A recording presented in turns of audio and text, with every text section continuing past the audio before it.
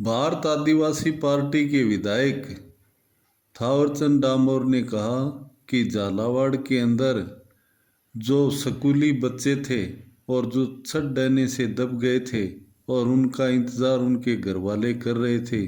कोई सोच रहा था कलेक्टर बनेगा, कोई सोच रहा था अध्यापक बनेगा, कोई कुछ सोच रहा था। लेकिन जब बच्चे घर पर वापस नहीं आते हैं तो घर वालों की क्या स्थिति होती है।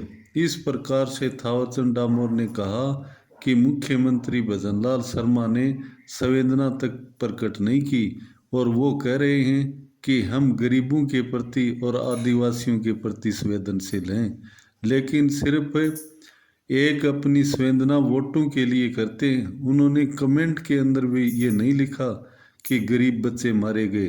किसी अमीर व्यक्ति का बच्चा या किसी अमीर के साथ में ऐसी अनहोनी होती तो निश्चित रूप से कमेंट आते।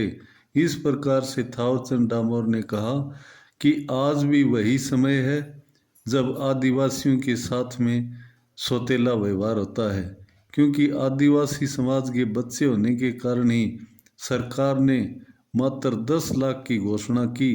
उनको ये पता नहीं है कि 10 लाख का तो बीमा होता है, लेकिन जिन घरों के चिराग चले गए उनके साथ में क्या बीती है।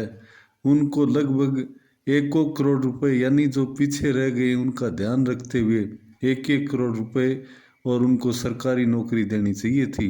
इस प्रकार से थावरचंद डामोर ने कहा कि मैं ये नहीं कहता कि आदिवासियों को मिलना चाहिए, मैं कहता हूँ कि जिस भाई के साथ में भी ऐसी घटना घटे तो उनका ध्यान रखना अपना कर्तव्य बनता है।